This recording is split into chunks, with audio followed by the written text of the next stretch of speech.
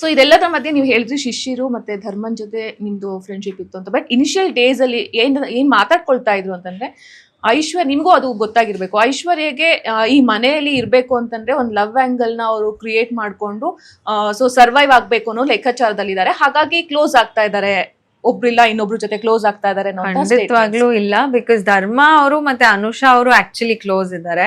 ಅವ್ರು 3 ಸಿನಿಮಾ ಜೊತೆಗೆ ಒಟ್ಟಿಗೆ ಮಾಡಿರ್ತಾರೆ.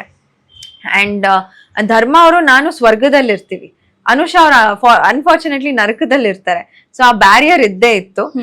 ಬಟ್ ಅಪಾರ್ಟ್ ಫ್ರಮ್ ದಟ್ ನಾವ್ ಏನೇ ಕಾಲ್ ಎಳಿಬಹುದು. ಈಗ ಕಾಲೇಜಲ್ಲಿ ಒಂದಷ್ಟು ರೇಗಿಸ್ತಾರೆ, ನೀವಿಬ್ರು ಲವರ್ಸ್, ನೀವಿಬ್ರು ಕಪ್ಪಲ್, ಅದು ಇದು ಅಂತ.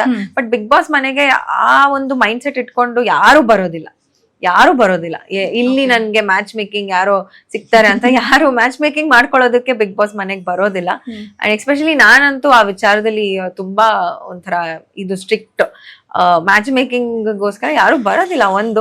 ಅಂಡ್ ಇನ್ನೊಂದೇನಂದ್ರೆ ಅಲ್ಲಿನ ಒಂದು ಎಂಟರ್ಟೈನ್ಮೆಂಟ್ ಏನಿದೆ, ಕಿಚನ್ ಹತ್ರ ಕೂತ್ಕೊಂಡಿರ್ಬೇಕಾದ್ರೆ ಹಾರ್ಟ್ ಶೇಪ್ ಚಪಾತಿ ಮಾಡೋದಾಗಿರ್ಬೋದು, ಒಂದಷ್ಟು ಮಾತುಕತೆ ಎಕ್ಸ್ಚೇಂಜ್ ಮಾಡಿರೋದಾಗಿರ್ಬೋದು, ಒಂದು ಸಲಿಗೆಯಿಂದ ಮಾಡ್ತೀವಿ ಹೊರತು ಅಥವಾ ಅದಕ್ಕೆ ಒಂದು ಟ್ಯಾಗ್ ಲೈನ್ ಕೊಡಕ್ಕಾಗಲ್ಲ, ಒಂದು ಪಟ್ಟ ಕೊಡಕ್ಕಾಗಲ್ಲ ಅದಕ್ಕೆ. That's very wrong. And Shishir ಅವರು ನಂದು ಒಂದು ತುಂಬಾ ಒಳ್ಳೆ ಫ್ರೆಂಡ್ಶಿಪ್ ಇತ್ತು. ಬಟ್ ಶಿಶಿರ್ ಅವ್ರು ನಿಮ್ದು ನಮ್ಗೆ ಹೊರಗಡೆ ಎಲ್ಲ ಮೀಮ್ಸ್ ಆಗಿರ್ಬೋದು, ಟ್ರೋಲ್ ಪೇಜಸ್ ಗಳಾಗಿರ್ಬೋದು, ನಿಮ್ಮನ್ನ ಅವರು ಗುರ್ತಿಸ್ತಾ ಇದ್ದಿದ್ದೆ ಕಪ್ಪಲ್ ಅಂತ ಗುರ್ತಿಸ್ತಾ ಇದ್ರು. ಸೊ ತಪ್ಪೇನಿಲ್ಲ, ಇಬ್ರು ಒಳ್ಳೆ ಪೇರ್ ಆಗ್ತಾರೆ, ಇಬ್ರು ಏನಾದ್ರು ಮದ್ವೆ ಆದ್ರೂ ತುಂಬಾ ಚೆನ್ನಾಗಿರುತ್ತೆ, ನೋಡಕ್ಕೂ ಚೆನ್ನಾಗಿದೆ ಪೇರ್ ಅಂತ ಎಲ್ಲ. ಸೊ ಆ ತರದ್ ಏನಾದ್ರು ಪ್ಲಾನಿಂಗ್ಸ್ ಇದೆಯಾ? ಅಯ್ಯೋ ಇಲ್ಲ, ಖಂಡಿತವಾಗ್ಲೂ ಇಲ್ಲ. ನಮ್ಮ ರಿಲೇಶನ್ಶಿಪ್ ಏನಿದ್ರು ಮಚ್ಚಿ ಅಷ್ಟೇ, ಅಷ್ಟು ಬಾಂಡಿಂಗ್ ಇತ್ತು, ಫ್ರೆಂಡ್ಶಿಪ್ ಅಷ್ಟೇ ಬಿಟ್ರೆ ಬೇರೆ ಅದಕ್ಕಿಂತ ಮೇಲೆ ಏನೂ ಇರ್ಲಿಲ್ಲ. ಒಂದು ಒಳ್ಳೆ ಫ್ರೆಂಡ್ಶಿಪ್. ಅವ್ರು ಆಕ್ಚುಲಿ ಎಲಿಮಿನೇಟ್ ಆಗೋ ಟೈಮಲ್ಲೂ ಹೋಗಿ ಹೇಳ್ಬಿಟ್ಟು ಹೋಗ್ತಾರೆ.